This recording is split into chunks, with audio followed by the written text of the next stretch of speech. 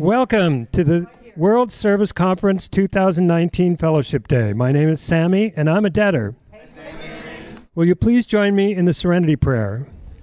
God, grant me the serenity to accept the things I cannot change, courage to change the things I can, and the wisdom to know the difference.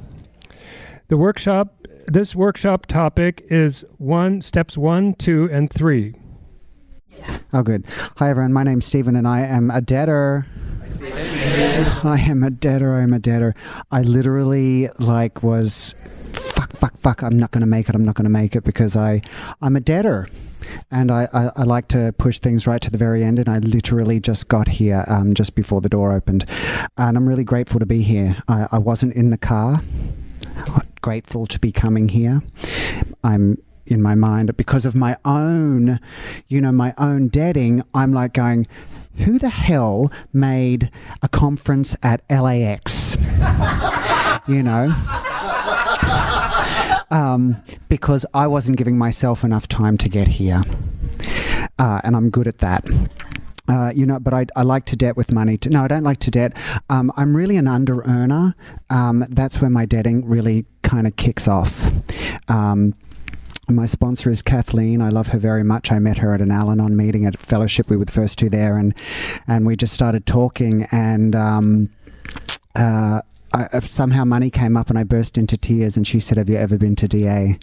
I've been in 4 years now, and thankfully, my credits don't transfer, but what I did know in that moment is that God puts me in the right place at the right time. And I knew that Kathleen was in the right place at the right time. And I asked her to be my sponsor that night. And she's still my sponsor to this day. And, I am powerless, I am powerless. I'm powerless over literally I'm powerless over everything. I debt in relationships, I debt in money, I can debt with food, I can debt with everything. And what brought me to my knees is my husband was dying. He died 19 months ago now. And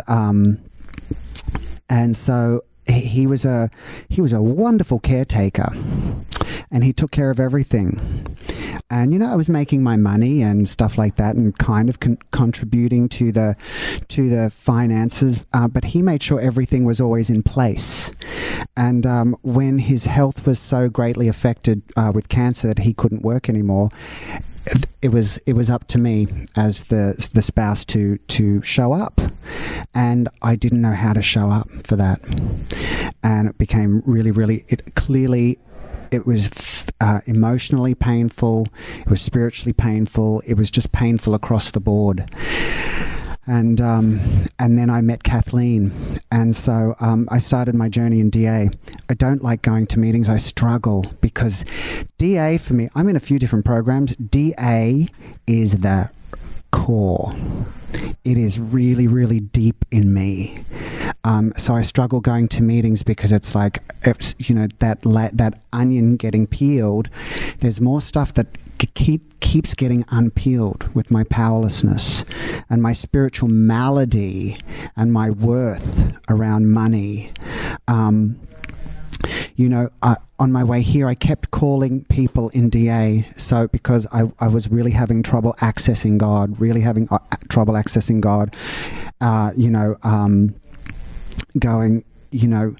I'd put myself in this situation to run late, and I wanted to blame everyone else. And it was like, you know what? Hand it over, keep handing it over, keep bringing God into it. So I was having trouble, but everyone was here. So nobody was answering the phone. And it was me and God. It was me and God, and that's what it really comes down to. It's me and God, and it's that constant going back to, okay, God, can you please take this away? Because I'm trying to I'm trying to will time to slow down, will traffic to speed up. I'm trying to will it. And when I try and will shit, that's when everything goes wrong, I was in a meeting this morning and somebody was talking about they were a newcomer and they said their sponsor said for the next 2 weeks, I just want you to drive at the speed limit. And I was like, wow. And it resonated with me because I'm always trying to make something happen instead of just letting God unfold in it, And so I kept having to go back to, all right, God, you got this. All right, mother. All right, God, you got this. Mother. All right, God, you got this. I wasn't taught any of that at home. I was taught how to debt. I was taught how to feel less than. I was taught how to feel like I didn't deserve, that I didn't deserve money. I didn't deserve finance. I was taught that, by people who were taught that. The day my husband died, he would always say to me, Stephen, I have fear about dying, and it's not because I have fear of dying, it's because I don't want to leave you alone and, let you kind of live through this life, because he knew I had trouble. The one thing that my husband would always say to me before I found DA is, I just want you to look at your bank accounts once a day. That's all I ask. True story. And that was his bone of contention with me. He said, it's not about what's in there, it's about knowing what's in there, which started to come to me as I came to DA. And so he said, I don't want to leave you until I know you're going to be okay. And so the day he died, I left the hospital and I got down into my car and I was struck. With, I can take care of myself. It was one of the most palpable experiences of God that I've had in the rooms. He was such an incredible, yes, he had his faults, but he was such an incredible man. He never lied to me, and I knew that he wouldn't lie to me about that either. So I knew the fact that he died meant that I was really ready to finally be the Stephen that Stephen always dreamed about. Because I was already active in that program, definitely active in Al-Anon. And 2 weeks before he died, he said, he just said, I'd really like to thank those people for giving me a husband that I'd always dreamed about. And that's not how I operate. That's a direct result of 1, 2, and 3. That continual step 1, 2, 3, step 1, 2, 3. And God for me doesn't always come through prayer. Like today, I was really struggling in the car because God more often than not comes to me from you when I'm on the phone. When I call somebody and they're talking to me and I don't have to like what they're hearing, but that's when I get God, because my solutions aren't always the smartest. And when I'm uncomfortable, I don't necessarily want to hear the solution. But I know enough now that I don't have to like it. I just have to do it. I can kick and scream. I kick and scream going to meetings. I do. My sponsor just said, I'm going through a financial time right now, and my sponsor said, you might want to go to more meetings. And I said, fuck you. I said, I hate meetings. And she said, I know you do, and that's okay. She said, it's okay to hate a meeting. Hate it in the room. I was like, okay, because every time I hate it in the room, I always hear something. I don't have that anxiety that I had coming here. I don't have that right now. I don't have that resentment that I had coming here to be here. Kathleen, she just keeps saying, be in the magic, be in the magic, be in the magic, be in the magic of the room, be in the magic of your experience and your experience and your experience. Be in that magic, because it is. I'm living a completely different life, and I'm ebbing and flowing through my finances, but I don't have the fears that I had, and my bank accounts look better than they ever have. Right today, they don't look good, because I'm in a job search, and and I'm willing. I come from a career that is very fabulous. It's taken me around the world. I've succeeded in it. I'm well respected amongst my peers, and right now it is not working. I'm 51 next month, so I'm an old person in the field. I'm not old. I get that, but there's a new generation behind me that are doing everything now. And so I did what she'd suggested. I applied everywhere. I applied to Starbucks. I applied to Costco. I put it out on Facebook. I put it out on Instagram. I put it out everywhere that I'm looking to work. I don't care what it is. I babysit for my friends, And I'm not embarrassed about it like I used to be because of the career that I had and how I thought that made me who I am. And it doesn't. Who makes me who I am is how I show up each day, and how I can be show up in my own vulnerability each day. So thanks for letting me share. Thanks, Stephen. Let me get some applause right into the microphone. Thank you, Stephen. My name is Nicholas. I'm a debtor. Hi. I'm so grateful to be here. I was just thinking about what you said about the idea of God. This is a steps 1, 2, and 3 talk, and maybe I'll go backwards, starting at step 3. The idea as God as we understood him. And the other thing I love about the steps and the traditions where it says, the tradition where it mentions God as he may express himself in our group conscience. And we're here at this World Service Conference where there's all kinds of group consciences being called. There's a group conscience. We were privy to a group conscience on sandwiches just a little while ago. And Lord knows, did we need that group conscience, because there was a lot more people than there were sandwiches. And but I just I love that for me, because I really need a power greater than me to step in and become part of the conversation. Because when I'm the only one in the conversation, it's unmanageable. I'm not able to talk myself off the ledge very well. And that's what led me to drinking, drug use, excessive everything, and then eventually, and debting as well. And I debted a lot more than just money, time, resources, people, availability. I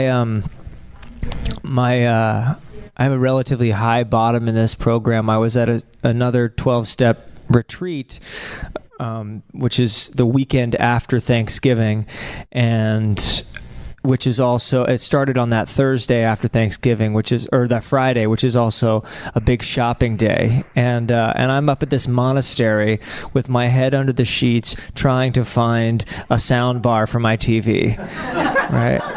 And I'm like, damn, these beautiful Malibu mountains, why can't I get some reception? Trying to save some money. And I just realized, here I am, I'm using my phone to shop when I don't want to be. I'm here at this spiritual renewal retreat, and I'm spending when I don't want to be spending. And it was such a gift from a higher power that I could have that clarity and that awareness that, I'm doing something I don't want to be doing. That's unmanageable. It's such a clear dynamic. I was talking to Sierra this morning. I was a big stoner, still am at heart, and I used to want to stop. I wanted to keep smoking pot, but stop getting high, and which only makes sense if you're a stoner, And so it's the same thing. I want a spiritual renew, but I want something. I want this piece of equipment to make me feel better, and again, I'm going to try to fill these holes, these spiritual holes, with anything I can. And again, that's totally unmanageable, and I become powerless over that, even though I'm totally sober and under the impression that I'm here for, because again, all these 12-step programs are just a spiritual program more than anything. The expressions are just pointers back to steps 1, 2, and 3. I can't, he can, let him, right? Hi guys, come on in. Nice catch. So it's all pointing back to, again, like, and then, for me, like, he, she, it, the, I can't define a metaphor for the mystery that is God for me. I can only begin to look in that direction, feel the space. I like, again, and it's like, again, God as he may express himself in our group conscience.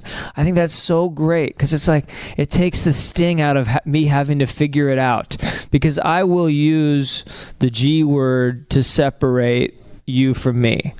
I don't want what you have typically. And I also don't want what I have, which again puts me in this weird conundrum, this paradox of like wanting something but not knowing what to do, and then being totally frozen and being stuck, and then I'm right back to unmanageability. I am supremely selfish, self-centered, and entitled. And when my first sponsor started to work with me, he said that I was the most selfish person he'd ever met, and I took it as a compliment. I said, "Oh, the most." And but I was totally spiritually bankrupt, and when I came in, and so again, so step 2, coming to believe that there is some power, and it's just greater than me. Like, I did all kinds, and I am so cheap. My boss reminded me yesterday at work, I wanted to buy something I wanted to take something off the shelf and then order it on Amazon because it was like $11 cheaper, and then bring that back and give him that amount of money.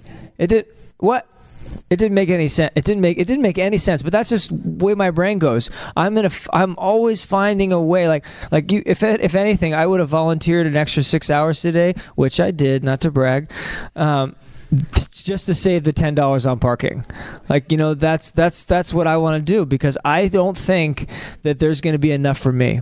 I've got this deep-seated fear that there is not enough to go around, that you're going to take from me, that I can't trust you, that I've got to keep you over here, that I've got to manipulate, and don't you know I've got it all figured out, but really I don't, and I'm so scared shitless that I don't know what's going to happen. I'm going to be left with nothing. Here's the fact of the matter. I've always had enough. There's always been enough for me. That's the fact.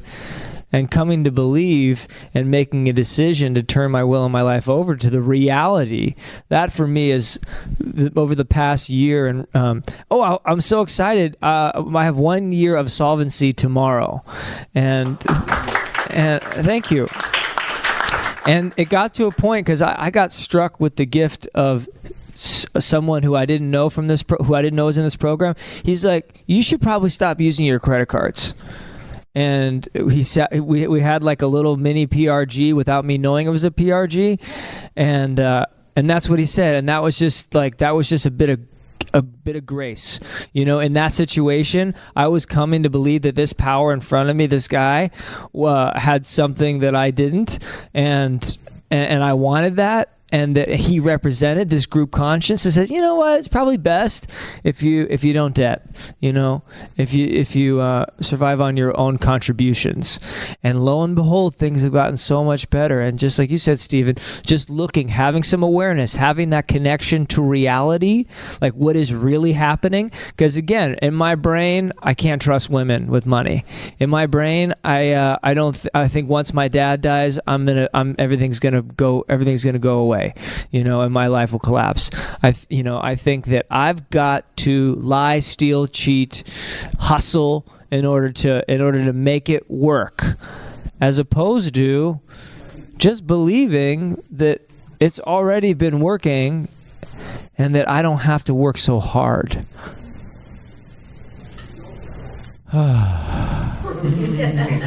What a relief. I did not have relief before I came around money, before I came to DA, and the DA has really taken the pressure off. I love PRG, pressure relief group. I need pressure to be relieved, and it comes from the group. I love how this keeps coming back to group conscience. As he may express himself in our group conscience, it is expressed in the numbers. It's, but it's not about the money for me, I've noticed, because I've gotten more money, a lot more money, just in the year and a half I've been coming, year and 8 months. But it's like, but I still notice, like, oh, the more I get, the more I gotta get, But then again, I remember, I've made a decision. I forgot about that decision that I made to turn my will and my life over. Because again, my will is get as much as I can, because don't you know, winter's coming and I'm gonna be left in the where? It's always summer here, in the cold. It doesn't happen. And I think of sometimes emotionally and physically, I think about the third step, like getting on an airplane, the trust I have towards a pilot who I don't know. I didn't check his credentials. I just got on the plane and sat down. That's what I do. And again, I take that will back. I take it back on a daily basis. I wake up out of the box, stock as I am from the factory, is afraid and sneaky. That's how I come. So I got to remember that holding on to resentments, holding on to anxiety, and trying and calculations doesn't work. It didn't work. So I just come back to the space that I get from a higher power, and we can feel it. If we just take a second, we can feel it, and that's what I turn my will and my life over. And thanks for letting me be of service.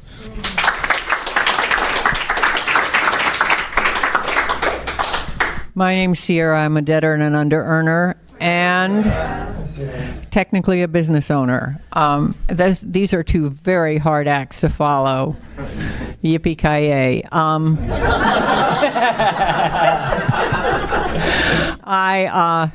am staggeringly self-absorbed. It's ameliorated somewhat by service because I've been sort of coerced into service. I'm in many anonymi, and but the thing I realized is I love the steps, but I particularly love the first 3 steps because they're sort out steps as far as I'm concerned. I get my knickers in a twist, and I have to deal with it all the time. Like, I am powerless over that jackass over there, and my life is unmanageable. And the thing about it is, I fight with people who aren't present, and they're vicious. But, and I have a prayer, and my prayer is, please make the doorway big enough or wide enough so the picture big enough so I can see it or get through it. And I walk on the beach every single morning at around between 6 and 6:30 with my Smets, that's small pets, and I pick up trash and find treasures and use it in my art. But I also walk along going, oh my God, there's Barbara. If she says hello to me, I want to fucking wring her neck. And then I'm off. What I don't like, and so the picture has gotten big enough because I love walking on the beach. Even though there's trash, I love that I'm helping. I'm being of service to all of us. I'm being of service to the planet. I'm being of service to the animals I love. And I'm fighting with people who aren't present. So the picture is big. Wreck the morning. Beautiful morning. Wreck the morning. Duh. Then the question I have to ask is, what I'm fighting about, is it something I do? And always it is. I am indicting somebody for something I do personally. Otherwise, I don't bother with anything because I don't care if you don't do it and I don't do it. So be it. Anyway, so I walk on the beach every morning with the Smetties, and I meet people, and I have projects. And the projects are people who don't say hello. And so I chirp like a gigantic canary at these people walking like this down the beach. And I go, hi, good morning. And they go, morning. And what I've come to realize is I'm looking at people's fear most of the time. Sometimes they have earbuds in and you know they're listening to something else, and that's something else entirely. But how many of us are afraid? And what a gift we're given in all the anonymi of actually facing our fears. And I think in terms of my case, debting was my first, even though alcohol was in there from a very, very early age. Debting was my first. I was kiting my allowance when I was 7, you know. So that's a little bit of financial problem there. And so I realized that finances were in my life, but of course I didn't deal with it in anything else. And what it required was for me to get considerably sober, clean and sober, so that I could stand in the emotional liability that I had become financially to myself. And when I got here, the facing of my behavior with money, because I was also a compulsive shopper, which meant I had a shitload of stuff I neither needed or liked, but it felt good. I mean, I would go into some on-sale racket and run my hand along, and if I felt cashmere, I'd buy it. It might not fit, and I might not like the color, but it was soft. You know, that's a criteria. There you go. So I learned in DA the power of saving for what you want. And then, but more importantly, learning what I wanted. And just holding the space to find this stuff out.